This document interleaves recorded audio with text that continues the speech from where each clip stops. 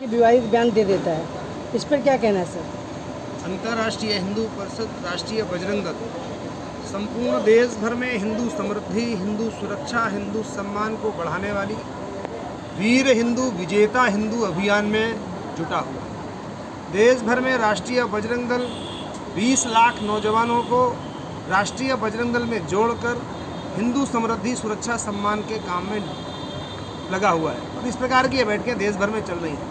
राजनीतिक व्यक्ति राजनीतिक कारणों से अपने बयान देते हैं। हम किसी राजनीतिक दल के पंपलेट पोस्टर भी नहीं हैं और किसी राजनीतिक दल के विरुद्ध या उनके समर्थन में व्यवहार या आंदोलन या धरना प्रदर्शन करने के लिए भी संगठन नहीं बना रहे हैं। हाँ, धर्म के ऊपर कोई बात आएगी और संपूर्ण सनातनों के ऊपर कोई बात आएगी तो हम शक्ति के आधार पर और स्थानीय परिस्थितियों के आधार पर उसके विरुद्ध आंदोलन करेंगे, धरना प्रदर्शन करेंगे और जो संविधान ने हमको अधिकार दिए हैं वो सारे प्रयोग करेंगे। लेकिन अभी हम संगठन निर्माण में देश भर में राष्ट्रीय बजरंग दल के नेतृत्व में भर्ती अभियान में गए हुए हैं। इस प्रकार की ये बैठकें भर्ती अभियान के निमित्त ही आयोजित हो रही हैं। सर, राष्ट्रीय बजरंग दल हिंदुओं की सुरक्षा की बात करती है, लेकिन कुछ लोग हिंदू होकर भी हिंदू विरोधी बात करते हैं, इस पर आप क्या कहना चाहेंगे?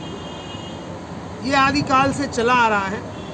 हिंदू विरोधी बात करना उनका राजनीतिक एजेंडा हो सकता है, लेकिन राष्ट्रीय बजरंग दल, अंतर्राष्ट्रीय हिंदू परिषद संपूर्ण देश भर में हिंदू समृद्धि, सुरक्षा, सम्मान के काम को ही बढ़ाने के लिए अपने अध्यक्ष डॉक्टर प्रवीण तोगड़िया के नेतृत्व में निरंतर अग्रसर है। देश के 35 प्रांतों में 450 से ज़्यादा जिलों में और 5000 से अधिक समितियों के माध्यम से देश के लाखों गांवों में अंतर्राष्ट्रीय हिंदू परिषद का काम पहुंच गया है और बड़ी तेज़ी से देश में काम पहुंच रहा है। हम अपने इस अभियान में लगे हैं और जो राजनीतिक लोग, हिंदू विरोधी लोग इस बात को कहीं कहीं बोलते हैं, अब तो प्राय नहीं दिखते लेकिन कहीं बोलते हैं, तो 2024 का चुनाव आ रहा है या प्रदेश में भी चुनाव आ रहा है, चुनाव जहाँ जहाँ आते हैं वहाँ पक्ष या विपक्ष का माहौल खड़ा होने लगता है। लोग हिंदू विरोधी बयान देने के लिए उत्सुक होते हैं, उनको लगता है कि इससे हमको वोट मिलेगा। लेकिन अब समय परिवर्तित हो गया। अब देश में हिंदू विरोध नहीं, हिंदुओं के समर्थन से सरकार बनेगी और हिंदुओं के समर्थन से सरकार बनाने की मजबूरी राजनीतिक दलों के पास भी हो गई। सर, जैसे कि आप बोले थे कि हमारा दल किसी राजनीतिक दल से जुड़ा हुआ नहीं है, लेकिन फिर भी कहीं ना कहीं बीजेपी से बजरंग दल हिंदू राष्ट्रीय को जोड़ा जाता है। लोग जोड़ते हैं जो हमारे मुद्दों को, विषयों को अपना समर्थन देता है और हम तो बोलते हैं कि कांग्रेस हमारे विषयों को समर्थन दे, नीतीश बाबू हमारे विषयों को और हमारे मुद्दों को समर्थन दे तो देना ही चाहिए। सकल भारत भूभाग की बात है और सनातन जहाँ का हमारा सनातन इस भारत भूमि से उत्पन्न होने वाला है और हिंदू भारत में ही खतरे में है। अब 100 करोड़ की आबादी हिंदुओं की और भारत में हिंदू बहुसंख्यक होने के बाद भी खतरे में है। तो यहाँ के राजनीतिक दलों को ये सोचना चाहिए कि जो हम योजनाएं बनाएं और जो निर्णय लें और हिंदुओं के पक्ष के आधार पर, हिंदुओं के समर्थन के आधार पर, हिंदुओं की समृद्धि के लिए भी निर्णय लेने चाहिए।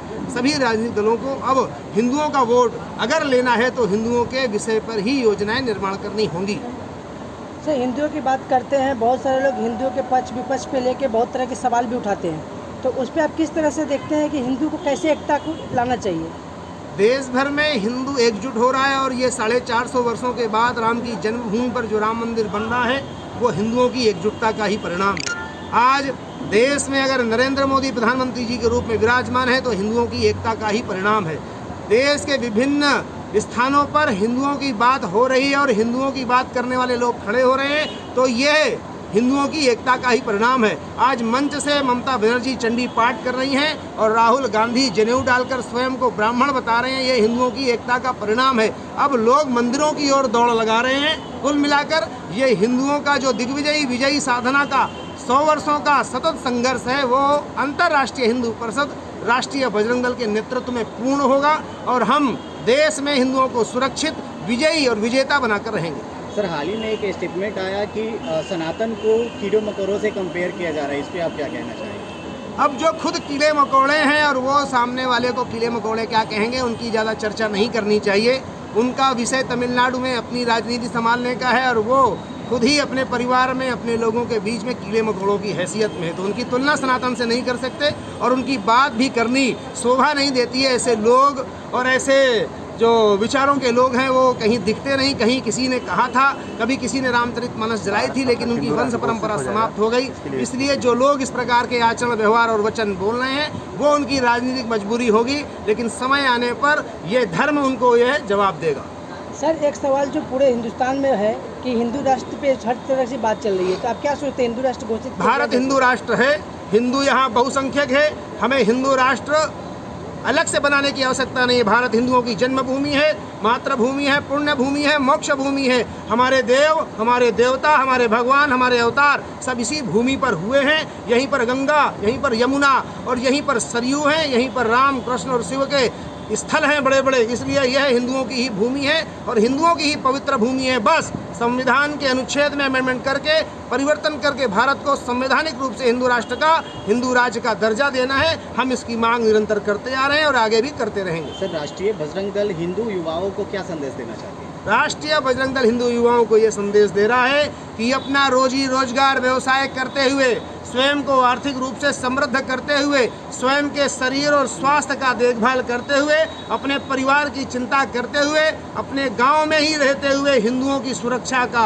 हिंदुओं की समृद्धि का और हिंदुओं को सम्मान को बचाने के लिए अंतर्राष्ट्रीय हिंदू परिषद, राष्ट्रीय बजरंग दल के द्वारा जो आह्वान हुआ है 20 लाख युवाओं को राष्ट्रीय बजरंग दल में जोड़ने का, तो युवाओं को राष्ट्रीय बजरंग दल के साथ जोड़कर देश में हिंदुओं को और मजबूती के साथ अपनी आवाज़ रखने के लिए प्रेरित करना चाहिए और हिंदुओं को और मजबूत करना चाहिए।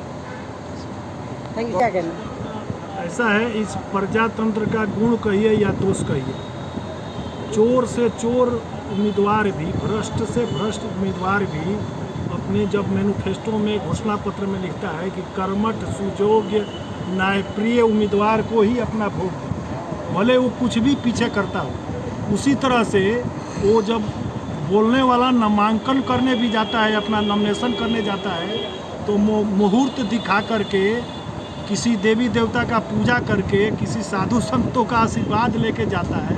और ये सबसे ज़्यादा बंगाल में होता है। मैं अभी चेन्नई होकर के आया हूँ। पूरे भारत में सबसे ज़्यादा अगर प्रत्यक्ष सनातनी कोई दिखाई देता है तो तमिलनाडु में। एक भी ऐसा पुरुष और स्त्री नहीं होगा जिसके माथे पर चंदन और तिलक नहीं होगा, पुरुष को चोटी नहीं होगा, जनेऊ नहीं होगा। और सबसे ज़्यादा भारत में अगर कहीं वेदपाठी मिलेंगे तो तमिलनाडु की धरती पर मिलेंगे। इसलिए ये सस्ती लोकप्रियता के लिए ऐसा सब करता है। इसलिए समय आने पर वो सब उसका सत्यानाशी होना है और निश्चित हो भी रहा है। आप देख ही रहे हैं, रावण भी हिंदू था ना, वो अपना कर्म बदल दिया तो 1 लाख बेटा, 1.25 लाख नाती, ताके घर दिया न बाती, हम लोग सुनते हैं ना, वही होने वाला है इन लोगों के पास। और चूँकि रावण उन लोगों के नज़दीक था, इसलिए थोड़े रावण की गौछौधी उनको मारती है।